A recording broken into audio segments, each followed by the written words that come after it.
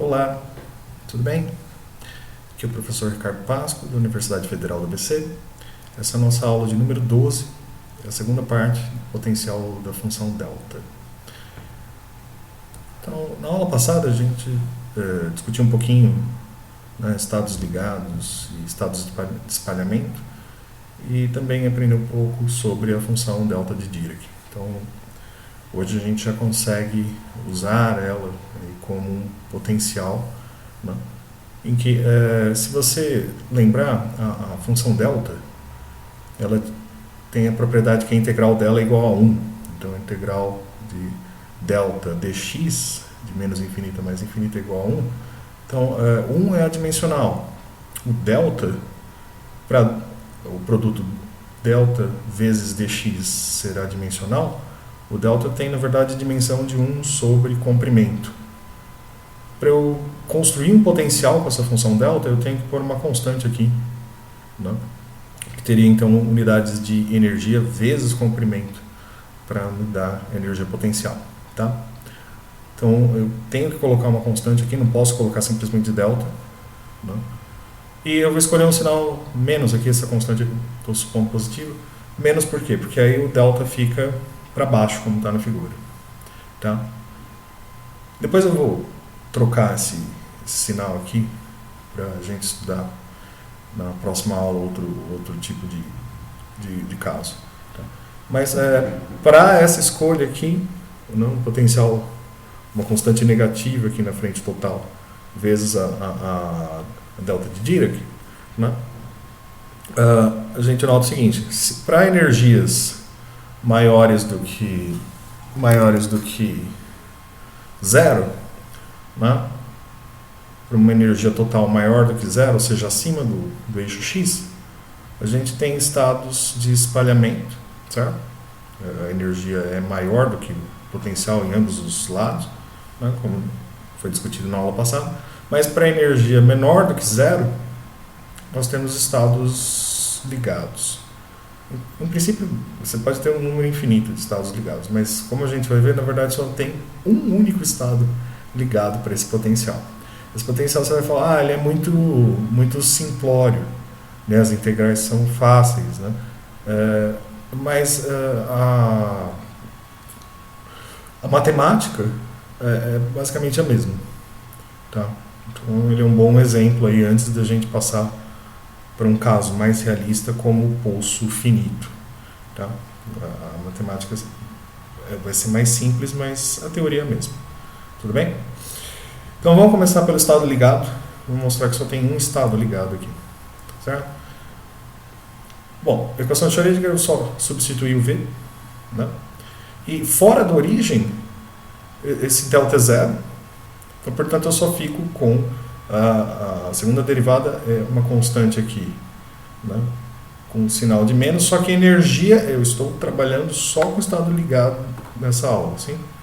A energia é negativa para nós. Certo? Então, eu vou fazer a seguinte combinação. Eu vou colocar esse menos junto com o E. Então, esse menos E aqui vai ser positivo. E eu posso tirar a raiz quadrada disso. Eu vou chamar essa combinação de kappa. Certo? Para distinguir do K, que a gente usualmente tem com mais E aqui, não menos E. Certo? Então, esse kappa aqui, né? De novo, eu vou ter exponencial como solução. Só que não é... Aqui é positivo. Não é exponencial complexa, vai ser exponencial ordinária. Então eu tenho tanto um decrescimento exponencial quanto um crescimento exponencial, né, como solução geral dessa equação. Só que tem um porém. Para x negativo, isso aqui diverge. Então não dá para normalizar. Para x positivo, para x muito grande, isso aqui diverge. Então aí não dá para normalizar desse lado. Então a resposta aqui é você pegar para o x negativo só o que tiver o b aqui. E para o x positivo só o que tiver a constante a. Tá? Mas surge o problema que eu tenho duas constantes aí. E eu só tenho uma condição de normalização, né? Só tenho uma restrição aí. Que é o módulo ao quadrado aí de psi integrado sobre todo o espaço é igual a 1, certo? Então, eu vou ter que invocar, eu vou ter que colocar à mão aí um conjunto de condições extras, né? São chamadas as condições de contorno padrão. Tá?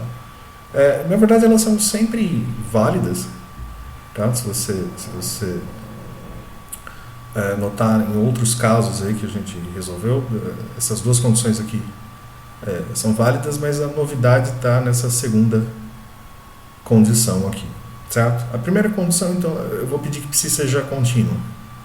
Sim. Ok? Não é nada demais, é uma condição comum para uma função, certo? Mas a derivada eu vou pedir que ela seja contínua, exceto onde o potencial diverge, exceto onde o potencial é infinito. Sim? No caso aqui, vamos voltar, é justo na origem que o potencial é infinito, certo? Eu tenho uma delta de Dirac, sim? É justo na origem. Então, nesse ponto aqui, ela vai ter uma descontinuidade, a derivada vai ter uma descontinuidade, isso é uma novidade aí, que não é familiar, a gente não viu.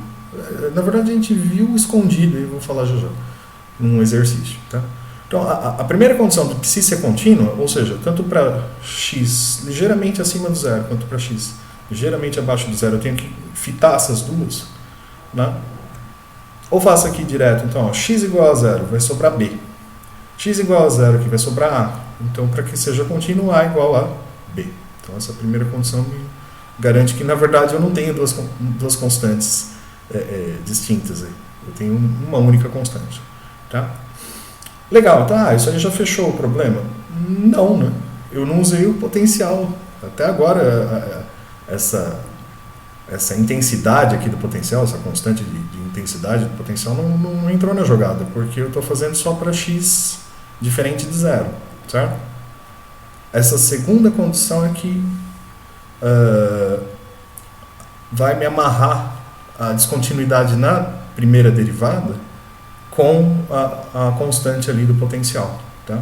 Como é que eu faço isso? Né? Vamos fazer o seguinte, vamos pegar a equação de Schrödinger e integrar em torno da descontinuidade, aí, em torno do x igual a zero, certo? Ah, mas eu não posso integrar de menos infinito a mais infinito, não interessa, eu já comentei isso na aula passada. Como a delta é um pico só, né, na origem ali, eu posso integrar em torno da origem, certo? Integrando os três termos aqui da equação de Schrödinger, eu estou tirando as constantes, não? Para fora da integral. Não? Bom, a função de onda é contínua, então a integral dela vai continuar sendo contínua, então um pouco para cima, um pouco para baixo, né? Um pouco para frente, um pouco para baixo de x igual a zero, não vai fazer diferença, tá? Então o psi integrado para frente menos o psi integrado para trás vai dar zero, certo? Integral da função delta é o assunto da aula passada. Com a função psi, vai me devolver o quê? Psi na origem, certo? A única um pouquinho mais difícil, um pouquinho, né? É simples. A integral da segunda derivada vai me dar o quê? A primeira derivada, né? Evoluída e desenvolvida aí nos dois extremos de integração, tá? Então, a primeira derivada aqui ficou pequenininha, né? Em x um pouquinho para frente e x um pouquinho para trás do zero, tá? Okay. Como é que eu calculo isso? Eu volto, né, na função aqui, sabendo que a é igual a b. Aliás, né, até passei reto aqui. Como a é igual a b, eu posso escrever isso aqui de uma vez só com um módulo. Sim?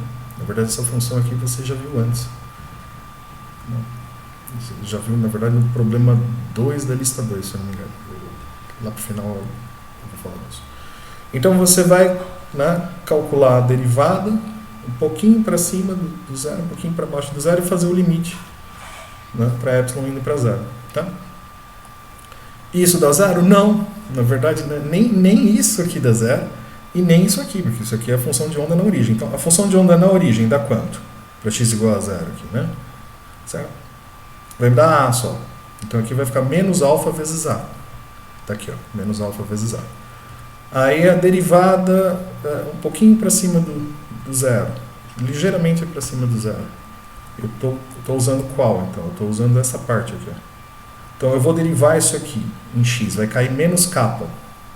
Depois eu faço x tendendo a zero. Então vai ficar menos kappa a para essa primeira derivada, menos kappa a. Essa segunda também vai me dar kappa a. Né? Você vai derivar aqui, vai ficar kappa vezes b, mas b igual a pela primeira condição, né? A condição de contorno padrão. Sim? Então eu vou ficar com menos kappa a, com menos kappa a, eu vou ficar com menos 2 vezes kappa a. Tá? A não é zero, senão eu vou jogar toda a minha solução fora, né? Certo? Ok? Então, se o A não é zero, esse menos 2 corta com esse menos 2 aqui, passa o alfa para o outro lado. Você descobre que o kappa, né? O 2 cortou, alfa é a intensidade ali do potencial, vezes essas outras constantes. Certo? Mas quem é kappa? Kappa estava relacionado com a energia, né? Volta lá para trás, o kappa, eu tinha inventado o kappa aqui, né? Como era o K anteriormente em outros casos aí. Sim? Então, igualando esses dois aqui, eu vejo que, na verdade, eu só acho uma única energia que eu já estava cantando a bola já, né? Anteriormente. Então, corta esse H cortado aqui, eleva ao quadrado dos dois lados, né? Vai cortar uma potência de m, vai passar o 2 para baixo, fica exatamente essa expressão aqui. Então só tem uma única energia e, portanto, só existe um único estado ligado, tá?